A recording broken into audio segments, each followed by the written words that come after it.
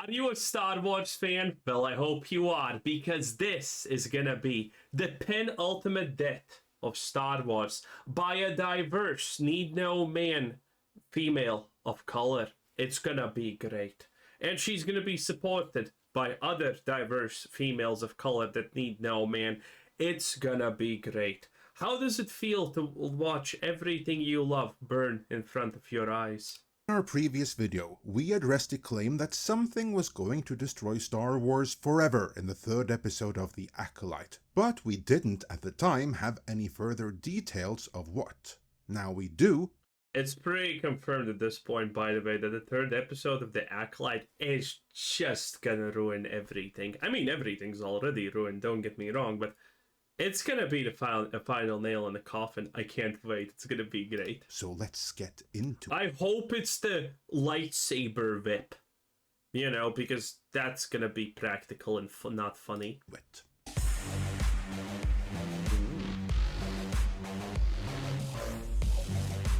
Fancy. But long. This comes to us from WDW Pro and the excellent write-up from John F. Trent over at That Park Place. Rumor: Leslie Headland's Star Wars The Acolyte will change the Force into being a female entity. Yes, like it was supposed to be from the start. It was a mistake that everything Force was not female to begin with, as we all know. And now this horrific mistake is finally gonna get rewritten by Mrs. Here's Dreads. And then she has an evil twin sister, by the way. Oh, spoilers, I know, sue me. And you know what's what's my favorite part about these twins? It's the fact that they look the same and they wear the same shit. And they have the same hairstyle. Because is it even possible to be black and not have dreads? Don't think so. Not at least in Disney. And that headline kind of says it all, doesn't it? Like the t-shirts in that viral image of Kathleen Kennedy and her preferred people are suggesting, the Force truly is female now. The story proper reads: a new rumor claims that Leslie Headland's upcoming Star Wars The Acolyte series will change the Force into being a female entity. This rumor I hope it also gets rid of all the males, or at the bare minimum blames all the males for every problem in the galaxy. Comes from Scooper WDW Pro, who detailed in a recent video upload. According to a source that Or even better, that we need more female Jedi and female Force users, because, you know, Spot the White Man in the Acolyte trailer was not already funny enough. I have. Kathleen Kennedy and Leslie Headland are going to do something in The Acolyte that is going to essentially end what remaining fans they have. And that is, they're literally going to change the Force itself, into being literally female, gender female Force. Nice. I'm halfway surprised they didn't go all out and make it lesbian to boot, though I guess they still might. They should have made it trans. Do that, because we only know so much. This scoop isn't that detailed. But according to it, the Force is now explicitly female. God, yo, the CGI is just so bad. Which is a Kennedy invention, and one not at all in keeping with the intention of George Lucas. Jumping a bit forward, who cares about what George Lucas thinks at this point? In the story. This rumor comes in the wake of George Lucas informing a crowd at the Cannes Film Festival that the Walt Disney Company and current Lucasfilm leadership does not understand Star Wars nor the Force. He said, "I was the one who really knew what Star Wars was, who actually knew this world, because there's a lot to it. The Force, for example." Yeah, I'm not gonna lie, I don't believe that shit. Nobody understood the Force. Lucas added, "When you literally made it into a thing that you can count by putting a thing into a blood or something like that. That's what the Force says." They started other ones after I sold the company. A lot of the ideas that were in the original sort of got lost. But that's the way it is. You give it up, you give it up. Well, you probably shouldn't have given it up then, George. Or if you really had to, you should have found a better custodian for it than Kathleen Kennedy, who now has proven I think Kathleen Kennedy is the best choice. Beyond a shred of doubt that she is an inept producer unless she's carrying out the will of either. Like, listen, what do you mean Kathleen Kennedy is bad? She has only lost a couple of billion for Disney. That's pretty acceptable for the spreading of the message. George Lucas or Steven Spielberg, and she's an ideologue to boot. And I gotta say, this whole... Well, she's the right kind of ideologue, if we're talking about that. She represents the good values, you filthy bigot. Oh boy, man. How has Star Wars even survived this long, honestly? Decision to make the Force explicitly female seems ideologically driven more than anything else, and I don't think they really thought it through. So if the Force is female... What hasn't been ideologically driven for the past 10 years in this godforsaken franchise? Does that mean that there is some other force in nature that the Force can mate with in order to produce baby forces? Another female, obviously, yes. Because whenever something in nature is divided into male or female, procreation does seem to be the driving force behind it. Don't think about that. It's just two females, okay? No pun intended. But we can carry on with the game that Kathleen Kennedy is playing here. Like for instance, gravity. Is that male? Or perhaps electromagnetism? Is that all of that is obviously female. Another sister force? Do you all hear how incredibly stupid this is? Alas, WDW Pro isn't the only one saying this. Alan Ng of Film Threat fame has seen the first 4 episodes and implies that this is indeed how it's going to go. And star Amandla Stenberg warned of this already as well. Going back to the story, interestingly, this rumor comes in the wake of actress Amandla Stenberg informing Empire that the show would be performing an exploration of the Force.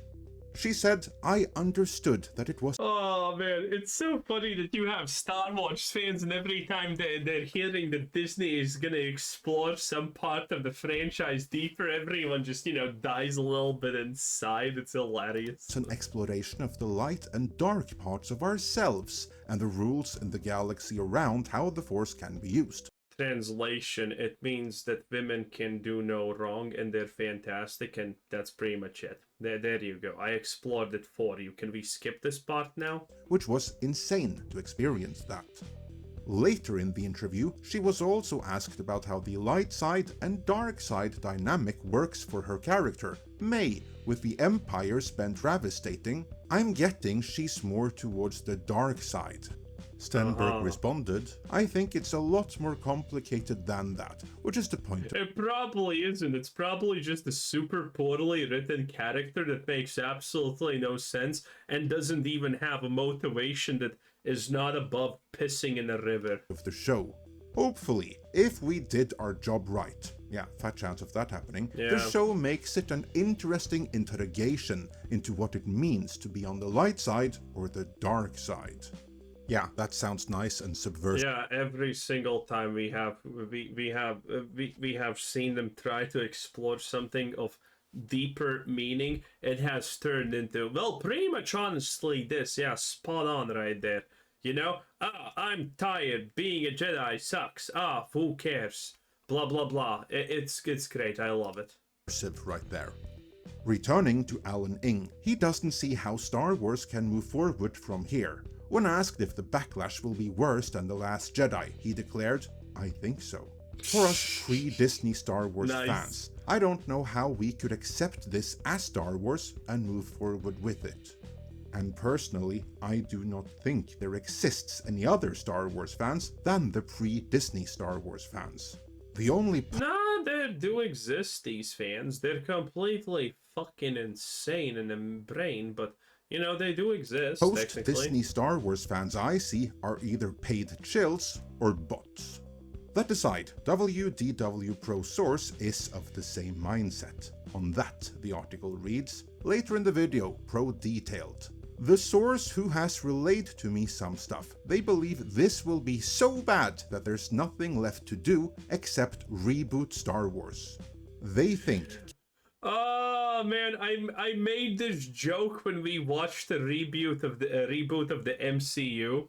Oh man, I can't believe it. Okay, listen, these people, they literally vocify everything, remove everything but diverse females of color from the scene, and make it about gender politics and some kind of fucking message. Okay, listen. Rebooting is not gonna change anything because you're still gonna do the things that people hate. It's not that the Star Wars universe is too large. It's not that fact that the MCU has too many superheroes and themes.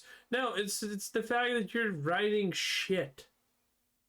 Your qualifications to being on the Acolyte at this point are, and I wish I was joking because this is literally it. This is unironically actually how you get on the Acolyte.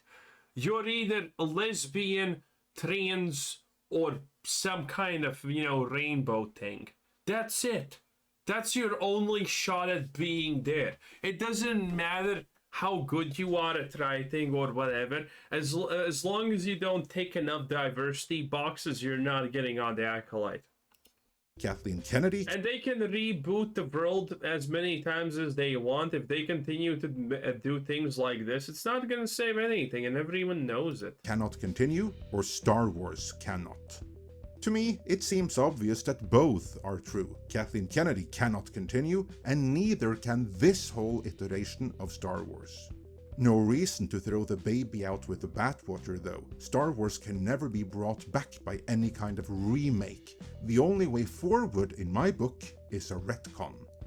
I mean, the first thing Disney did when they took over was declare the whole extended universe as non-canon. They got a Sharpie, wrote...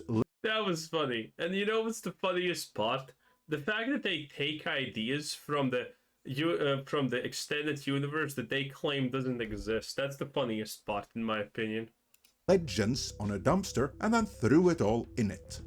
That's the simple solution here. Everything Disney did has to go. I mean, I initially wanted to keep the first 2 seasons of The Mandalorian myself.